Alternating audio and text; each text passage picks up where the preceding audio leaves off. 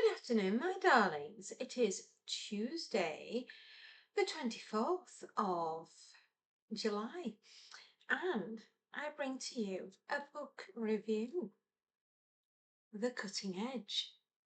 This one is called Blue Rose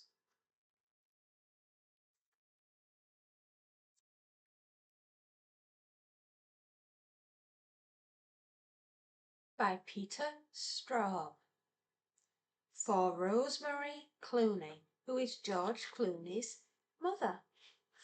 Now, Blue Rose. Oh my goodness me. This is quite a disturbing short story. Very disturbing. We have a family called the Beevers, and there are 5. And I shall start. On a stifling summer day, the 2 youngest of the 5 Beaver children, Harry and little Eddie, were sitting on a cane-back chairs, in the attic of their house on 6 South Street of Palmyra. Excuse me, still got this silly cold. In New York. The father called it the upstairs junk room, as this large irregular space was reserved for boxes of tablecloths, stacks of diminishing-sized girls' winter coats, and musty old dresses. Mary Rose Beevers had mummified as testimony to the superiority of her past to her present. It was their mother's storeroom for all the things that she had growing up. The boys are not supposed to be playing up there, but they are doing anyway, much to Mary Rose's disdain. Yeah, she's not pleased. She's always telling them to get out of the attic. Now, Harry, you think he is a lovely little boy, don't you? No, Harry is not. Harry is very disturbed. Harry has a lot of problems. Harry shouldn't be left to play with little Eddie.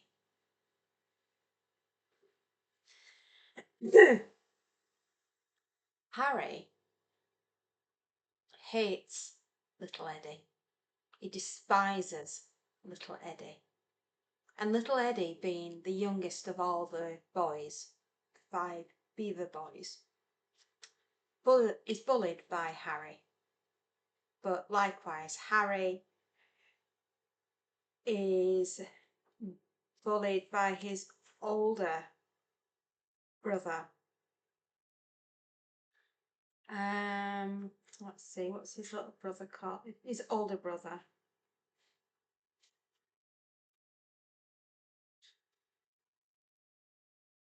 Albert. Albert bullies Harry, and Harry bullies Eddie. And there are 2 older brothers called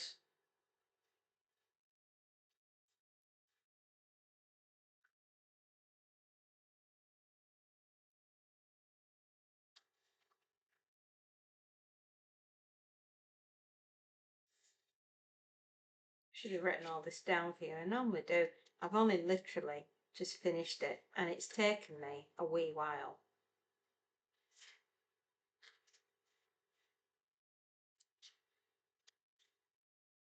Sonny and George are the older brothers. They both joined the army. And George doesn't realise how evil Harry is, because everything's Harry's game. It's what Harry wants. Harry gets.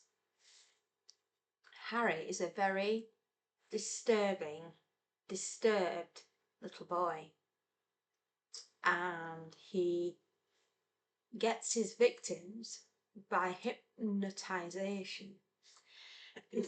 Now, little Eddie is absolutely terrified of going up the next grade in school. And he's terrified of Mrs. Franklin.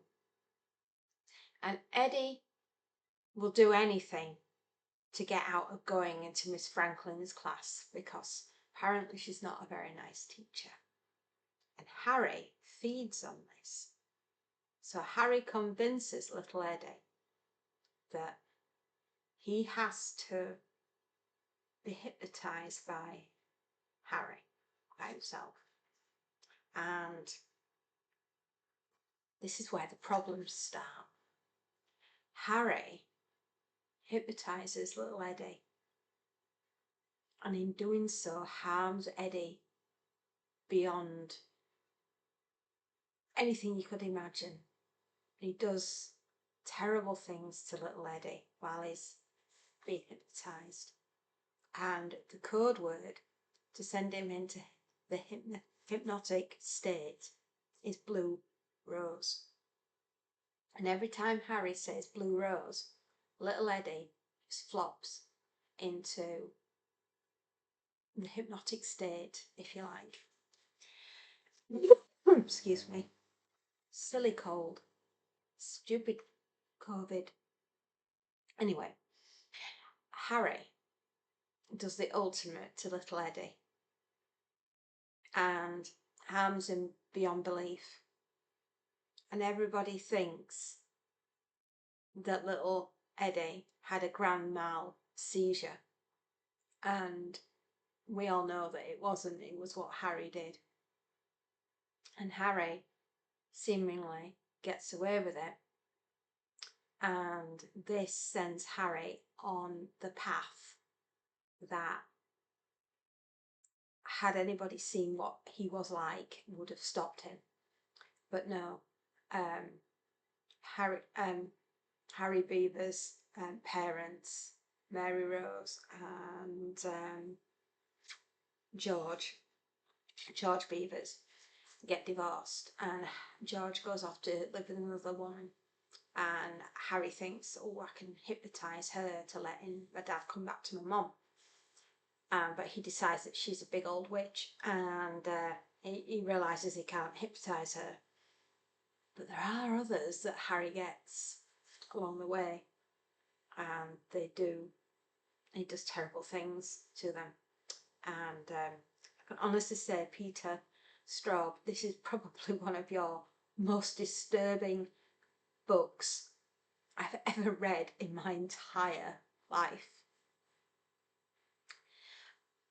So much so that I've been thinking about it days after I've read this book. It does end on a very, very disturbing level, where Harry is all grown up and he's getting ready to go to law school. That's what he basically, that's what he would like to do. I think he wants to end up at, is it Columbia Law School. And believe me, he will get there because he knows how to mind control through hypnotism. Yeah, hypnotism. Hypnotic ways. But Harry is basically a lieutenant now, and he is in the Central Highlands of Vietnam. And he is determined he's going to marry into money. And he's going to marry a young lady called Pat Caldwell. And he knows he'll be married to her for some time, but the poor girl, oh my goodness me, if she knew who Harry was, she'd run a mile. And I won't spoil the ending for you, but Harry has done something in Vietnam that is beyond the pale for evil. And it's a very, very disturbing ending. But Harry has done something terrible, really evil, really bad, and he's got away with it. And how it's how Harry got away with it. He wasn't content with causing the demise of little Eddie and the demise of many as he's gone through his life. Now we get to Lieutenant Harry Beevers being in the Vietnam War, and this final crime that he has done, that he has committed against mankind, is beyond disturbing. I know war crimes do happen, but the way that this one is described by Peter Straub is, it's just vicious, evil, nasty. It's a nasty, nasty. Harry is very bad, bad Harry. And it's how he gets away with it. It's not a very long story. It has only 15 small chapters going through, and it's about 51 pages long, so it's an incredibly small story, but oh, does it pack a punch. It's a short story by Peter Straub. Blue Rose is, it's cruel, it's evil, it's twisted, it's totally depraved. Harry is not the mild-mannered little child that we all think he is. Little Eddie will attest to that. Well, only if he hadn't been hypnotised. Poor little Eddie. Sonny and George, his older brothers, they don't think he's done anything wrong, neither does Mary Rose, his mother. George Beevers is shacked up with another woman.